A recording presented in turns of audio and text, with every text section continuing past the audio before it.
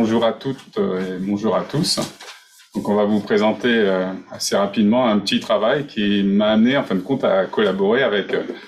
Heike, que je ne connaissais pas, et en fin de compte c'est ici même où nous avons fait connaissance. Donc je vais vous raconter donc une petite histoire concernant donc la casine Kinase 2.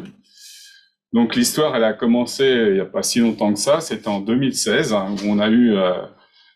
à voir en consultation un jeune garçon de 10 ans qui présentait une déficience intellectuelle,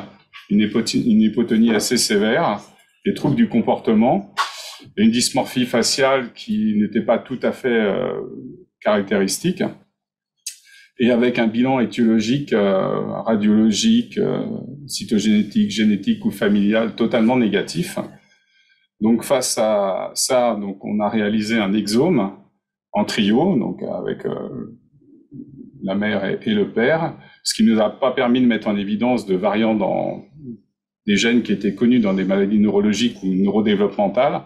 mais on avait pu identifier donc un variant de novo dans un gène qui code pour une sous-unité de la casine kinase 2. Alors ce variant, c'est un variant intronique, qui est décrit ici, qui était non décrit dans les bases de données qu'on utilisait à l'époque en 2016, qui était la base de données exacte, et qui était prédit comme étant potentiellement pathogène, puisqu'il touche un site donneur d'épissage. Ce variant, aujourd'hui, lorsqu'on analyse avec les outils de prédiction, était effectivement considéré par tous les outils qu'on utilise, que ce soit MaxExTran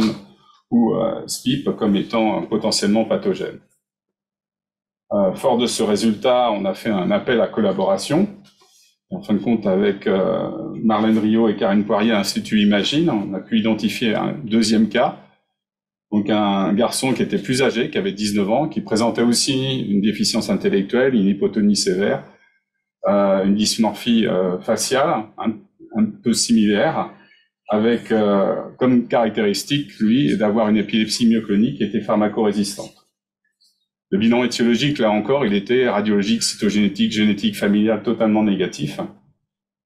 Et donc, l'exome qui avait été réalisé en trio avait permis d'identifier, donc bien entendu, un variant qui était lui aussi, de manière étonnante, intronique, qui était de novo, qui était différent du premier variant.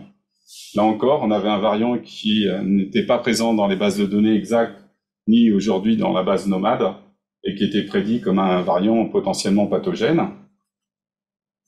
Donc, avec les mêmes outils, effectivement, il était indiqué comme étant extrêmement délétère. À partir de ces enfants, on a réussi à avoir 2 biopsies de peau de chaque patient. On a fait des cultures primaires de fibroblastes de ces patients, et on a étudié donc l'expression de ce gène, qui s'est retrouvé réduit de 30 et 50% dans les deux cas, suggérant donc plutôt une haploinsuffisance. On a réalisé ensuite donc des RT-PCR et des séquençages afin de mettre en évidence, en fin de compte, que à chaque fois, on allait retrouver un transcrit minoritaire qui était un transcrit qui perdait dans le premier cas l'exon 5 et dans le deuxième cas l'exon 3, donc aboutissait donc à des transcrits qui étaient tronqués et qui aboutissaient donc à des protéines qui étaient probablement anormales avec l'apparition d'un chronostope prématuré, donc qui permettait véritablement de conclure qu'on avait affaire à une haploinsuffisance dans ce cas-là. Donc ces résultats nous ont amené à suggérer qu'en fin de compte ce gène était un gène responsable donc de déficience intellectuelle. Donc ça c'est le résultat du deuxième patient, là encore avec la mise en évidence d'un transcrit qui était anormal et qui mettait en évidence donc une perte dans ce cas-là de l'exon 3. Fort de ces résultats, donc on a publié ces données et en fin de compte très rapidement à une vitesse grand V, près de 80 cas ont été publiés à travers le monde, dans tous les pays du monde, donc en Chine, au Japon, au Brésil, aux États-Unis, en Italie, aux Pays-Bas, en Allemagne, en France, et aujourd'hui il y a plus de 80 cas qui sont décrits avec des variants dans ce gène, ce qui fait que ce gène est plus véritablement responsable d'une maladie tout à fait exceptionnelle. Les variants qui sont identifiés à ce jour dans ce gène, eh ben, c'est un petit gène, mais en fin de compte, il y a des mutations qui sont distribuées de manière totalement aléatoire dans les différents exons du gène. Comme vous pouvez le voir ici, ce sont essentiellement des mutations pour 70%, des mutations de perte de fonction, des mutations stop, des mutations qui affectent l'épissage ou des mutations qui entraînent un décalage du cadre de lecture. Et on a environ 40% qui sont des mutations faux sens. Et donc, compte tenu de sa fréquence, en fin de compte, ce variant a été décrit dans OMIM avec un numéro qui s'appelle 618-732 et qui s'appelle le variant Pobbins. Et donc, ce variant, il est décrit de cette façon-là aujourd'hui, avec une forme tout à fait typique, qui correspond à une déficience intellectuelle, avec un retard de développement, une hypotonie, une dysmorphie faciale, qui est caractérisée par un prognatisme et puis des ailes nasales hypoplasiques qui sont assez caractéristiques chez tous les enfants qui sont atteints de cette maladie. Et donc par une épilepsie qui est souvent myoclonique et pharmacorésistante. De manière assez particulière, récemment a été identifiée donc une forme qu'on va pouvoir classer de plus sévère, qui se caractérise par un syndrome crânio-digital. Donc on a exactement la même symptomatologie clinique, mais associé à ça, on a des anomalies, notamment des doigts, des dents, avec une hypodontie, des retards d'érection des dents, des déformations des doigts ou des orteils qui peuvent être collés, un certain nombre d'anomalies qui suggèrent une atteinte plus sévère. Alors de manière étonnante, de moins en moins étonnante en fin de compte, les variants qui sont identifiés avec cette forme-là sont des variants qui touchent toujours le même acide aminé, qui est un acide aminé en position 32.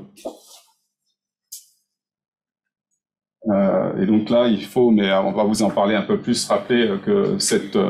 protéine kinase, en fin de compte, est structurée avec deux sous-unités régulatrices, qui sont ces sous-unités qui sont mutées chez nos patients, et donc deux sous-unités catalytiques. Et donc l'acide aminé en position 92, en fin de compte, est un acide aminé qui intervient, en fin de compte, au niveau des interactions entre ces différentes sous-unités, suggérant que cette fois-ci, donc ici c'est l'acide aminé qui est extrêmement conservé entre toutes les espèces, suggérant qu'en fin de compte, on a affaire plutôt dans ce cas-là, non pas à une haploinsuffisance, mais à un effet dominant négatif par une perturbation des autres sous-unités. Tout ça, c'est des travaux qui sont extrêmement récents, donc qui vont mériter d'être confirmés. À côté de ça, simplement pour faire le lien avec ce qui va être présenté par la suite, comme on a affaire à une protéine avec des sous-unités régulatrices et des sous-unités catalytiques, les sous-unités catalytiques peuvent être aussi responsables d'une déficience intellectuelle et d'un autre syndrome qu'on appelle le syndrome d'Okurtschul, qui a été identifié lui aussi en 2016, exactement de manière parallèle, qui se traduit donc par une déficience intellectuelle, un retard de développement, une hypotonie, donc ça se ressemble beaucoup, une dysmorphie faciale, comme vous pouvez le voir, qui est un peu différente de l'autre dysmorphie faciale. Cette fois-ci, quand on regarde le nez il est plutôt large et pas du tout un nez extrêmement affilé. Et puis sur le plan clinique, dans ce syndrome, en fin de compte, mais on vous en reparlera sûrement, il y a très peu d'épilepsie. Et par contre, il y a beaucoup de mouvements stéréotypés, donc ce sont bien deux syndromes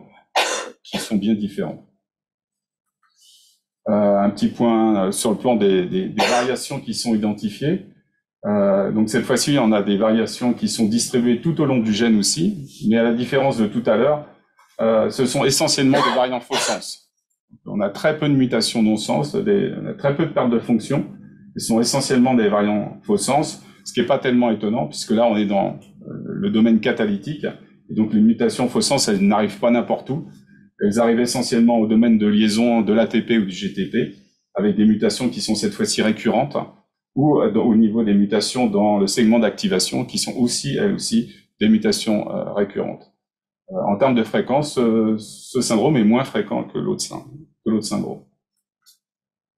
De manière étonnante, quand on regarde et qu'on prend ces deux protéines et qu'on fait un hub pour voir avec quoi elles interagissent, ces protéines,